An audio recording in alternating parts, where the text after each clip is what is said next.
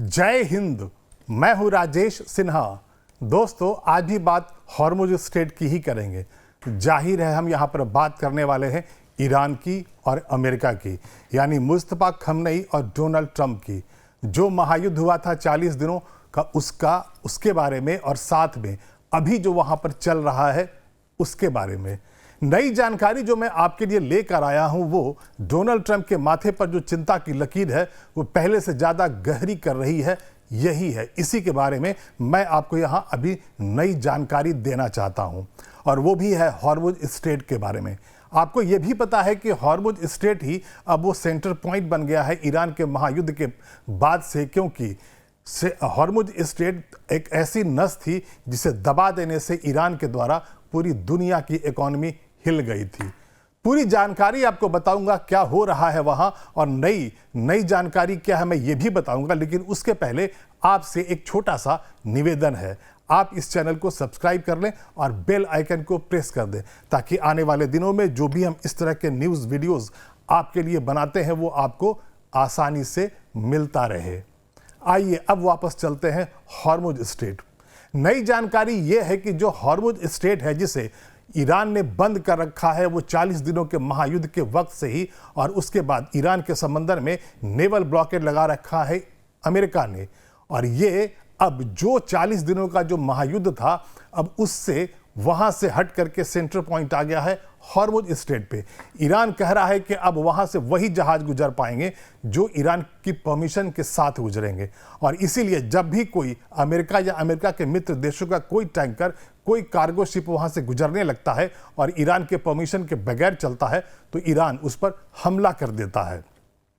यही हुआ था 15 दिन पहले। लगातार 2-3 दिन ईरान ऐसे ही टैंकर्स और कार्गो शिप्स पर हमले कर रहा था जो उसकी मर्जी के बगैर हॉर्मुज स्ट्रेट को क्रॉस कर रहे थे। और उसके बाद नाराज होकर डोनाल्ड ट्रंप ने हमले करने शुरू कर दिए, और हर दिन हर रात को वो हमले करते थे, और लगातार 13 नाइट्स उन्होंने हमले किए। उसके बाद उन्हें यह लग गया कि इसका कोई फायदा नहीं है, क्योंकि उनके एडवाइजर्स ये उन्हें बता रहे थे कि वहां पर जो खाड़ी के देश में जो सैन्य अड्डे हैं अमेरिका के, वहां पर मिसाइल्स की भारी कमी होने लगी है, सैन्य साजो सामान की अब कमी होने लगी है, क्योंकि 40 दिनों के महायुद्ध में उन्होंने अपना सारा या ज़्यादा से ज़्यादा आर्म्स एम्युनिशन खर्च कर दिया है। तो डोनाल्ड ट्रंप ने एक बार फिर से कह दिया कि नहीं, मैं युद्ध नहीं चाहता हूं, मैं तो बातचीत चाहता हूं, और मुझे लगता है कि समझौता एक बेहतर विकल्प है।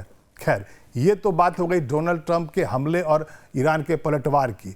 नई जानकारी यह है कि पिछले 3 दिनों का जो मैरीटाइम डाटा है, उसके अनुसार अभी भी वहां पर जो जहाज गुजर रहे हैं हॉर्मुज स्ट्रेट से, वो वहीं से गुजर रहे हैं जहां से परमिशन दे रहा है ईरान। और जो अमेरिका कह रहा है दुनिया भर के देशों को कि आप अपने टैंकर्स को और अपने कार्गो शिप्स को ओमान के तट के पास से गुजारें, वो हो ही नहीं रहा है। मतलब साफ है कि जो हॉर्मुज में लड़ाई चल रही है, जो वहां तनातनी चल रही है, उसमें भी डोनाल्ड ट्रंप हार रहे हैं। ईरान की मर्जी चल रही है, ईरान का हुक्म वहां चल रहा है, हुकूमत चल रहा है वहां, और वहां से कोई भी टैंकर अगर गुजरता है तो ईरान की परमिशन के साथ ही चलता है।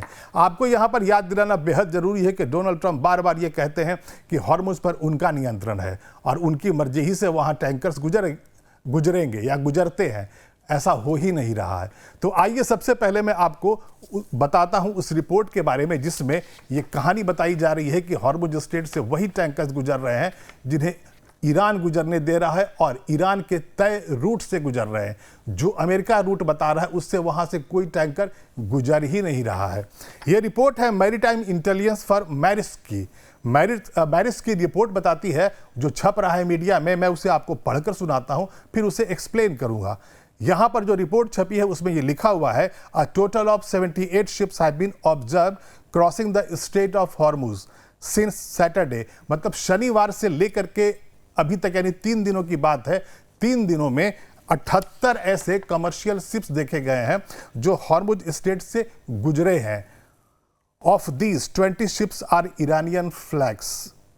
इसमें 78 में 20 ऐसे जहाज थे, या वो कार्गो शिप्स वाले थे या टैंकर्स थे, जिन पर ईरान का झंडा लगा हुआ था, मतलब वो ईरान के थे। तो अगर इस 20 को माइनस कर दें तो बचते हैं 58। इसके बारे में जो ये रिपोर्ट बताती है वो पहले पढ़ता हूँ, फिर मैं से एक्सप्लेन करूंगा। All 58 non Iranian vessels that pass through use the route set by Iran, while no vessels were recorded using the southern route, a route promoted by the United States military as an alternative to the shipping lanes। मतलब साफ है कि 78 पिछले 3 दिनों में 78 वहाँ से commercial vessels गुजरे हैं हॉर्मुज स्ट्रेट से, और उनमें से 20 तो ईरान के थे, और जो बाकी जो 58 थे जो ईरान के नहीं थे वो सब के सब उसी रूट से गुजरे हैं जिससे पहले से ईरान ने तय कर रखा है। और ये भी यहाँ पर बताया जा रहा है कि जो ओमान का तट का जो रास्ता है जिसे अमेरिका की सेना कह रही है कि आप यहाँ से अपने टैंकर्स गुजारो, कोई भी टैंकर पिछले 3 दिनों में गुजरा ही नहीं है। और यही साफ वजह है कि अब कहा जा रहा है कि पहले जो मेनलैंड की लड़ाई थी, यानी ईरान पर हमला और उसके बाद खाड़ी के देशों पर जो ईरान ने पलटवार किया था, ताबड़तोड़ 40 दिनों का युद्ध हुआ था, उस युद्ध में भी डोनाल्ड ट्रंप हारे थे।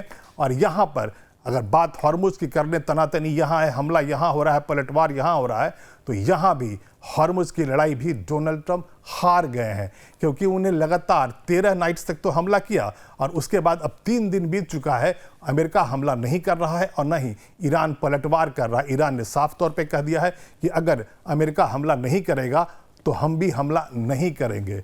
और इसीलिए मैंने यहाँ पर बैकग्राउंड में लिख रखा है, हॉर्मुज भी हारे ट्रंप, ईरान पड़ा भारी।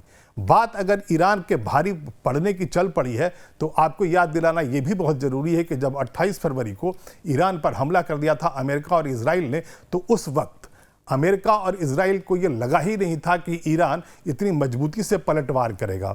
उन्हें तो यह लग गया था कि वो एक झटके में अगर सुप्रीम लीडर के साथ साथ पूरी सरकार को मार देंगे तो भला ईरान में लड़ेगा कौन। लेकिन ऐसा नहीं हुआ, ईरान पलटवार करने लगा और ऐसा भयानक पलटवार करने लगा कि डोनाल्ड ट्रंप को बहुत जल्द ये समझ में आ गया कि उनसे बहुत बड़ी गलती हो गई है। उन्होंने जो ये हमला कर दिया ईरान पर वो एक बहुत बड़ी भूल है। और उसके बाद वो करेक्शन मोड में आ गए, एक सीज फायर कर दिया, यानी कि वो एक फेस सेविंग फार्मूला ढूंढने लगे। पहले सीज फायर 14 दिनों का किया, फिर एक लंबा सीज फायर कर लिया, बाद में एमओयू कर लिया। हालांकि लेबनान पर होने वाले लगातार हमले जो इजराइल की तरफ से हो रहा था, उसके बाद ईरान नाराज हो रहा था और ईरान ने सीज फायर के वक्त भी हमला करना शुरू कर दिया उन टैंकर्स पर हॉर्मुज स्ट्रेट में जो वहां से गुजरते थे ईरान की परमिशन के बगैर। और उसके बाद नाराज होकर डोनाल्ड ट्रंप ने हमले करना शुरू कर दिया अमेरिका के ऊपर और सीज फायर टूट गया ऐसा कह भी दिया, एमओयू खत्म हो गया कह भी दिया। लेकिन 13 रात तक लगातार हमला करने के बाद भी जब डोनाल्ड ट्रंप को लग गया कि ईरान झुक नहीं रहा है, न पहले 40 दिनों में झुका था, न अब 13 लगातार 13 रातें उन्होंने हमला किया है ईरान के अलग अलग ठिकानों पर, और वो भी सिविलियन इंफ्रास्ट्रक्चर पर किया है, तब भी ईरान नहीं झुक रहा है। और साथ में वहाँ से ये खबर उनको मिल गई, इंटेलिजेंस का इनपुट मिल गया कि खुद जो अमेरिका के एयर बेसिस हैं, नेवल बेसिस हैं खाड़ी के देशों में, वहाँ पर सैन्य साजो सामान की भारी कमी हो रही है। कहा यह जा रहा है कि जो पैट्रियट मिसाइल्स अमेरिका चलाता है, वहाँ से जो इंटरसेप्टर्स चलाता है ईरान के हमलों से बचने के लिए, वो ज़्यादातर खत्म हो चुके हैं। और इसीलिए उनके एडवाइजर्स ये कह रहे थे डोनाल्ड ट्रंप से कि अगर आप लगातार ऐसे हमले हर दिन करते रहेंगे तो हमारे पास वहाँ पर न तो बैलिस्टिक मिसाइल्स बचेंगे और ना हमारे पास ड्रोन्स बचेंगे और ना ही हमारे पास वहाँ पर सैन्य साजो सामान बचेंगे। और ऐसे में अगर एक दिन बहुत बड़ा हमला हो जाता है और ईरान भयानक पलटवार करता है तो उस वक्त जो अमेरिका के जो सैनिक हैं उनकी जान को वहाँ खतरा हो सकता है। इसलिए ये जो हर दिन जो आप हमला कर रहे हैं इसे रोकना पड़ेगा। और उसी के बाद डोनाल्ड ट्रंप ने कह दिया कि नहीं, वो तो युद्ध चाहते ही नहीं है, उन्हें यह लगता है कि समझौता ही बेहतर विकल्प है। तो पहले मेनलैंड की लड़ाई में जहां उन्होंने हमला किया था ईरान के ऊपर, वहां डोनाल्ड ट्रंप हारे, 40 दिनों के युद्ध के बाद खाली हाथ लौट गए। और दूसरी बार जब हॉर्मुज स्ट्रेट के कारण जब हमला पलटवार होने लगा, तब भी डोनाल्ड ट्रंप इस युद्ध को हार गए हैं। और इसीलिए मैंने लिखा है, हॉर्मुज भी हारे ट्रंप। अभी के लिए इतना ही। मैं फिर आऊँगा, ऐसे ही कोई रोचक जानकारी आपके लिए लेकर आऊँगा। लेकिन ये वीडियो अगर आपको अच्छा लगा हो तो आप इसे लाइक कर दें और शेयर कर दें। हाँ, इस चैनल को भी सब्सक्राइब कर लें। हमारा न्यूज़ चैनल है लाइव टाइम्स, उसका ऐप है प्ले स्टोर पर, आप उसे वहाँ जाएँ, डाउनलोड करें और देखते रहें हमारा न्यूज़ चैनल लाइव टाइम्स। तब तक के लिए धन्यवाद।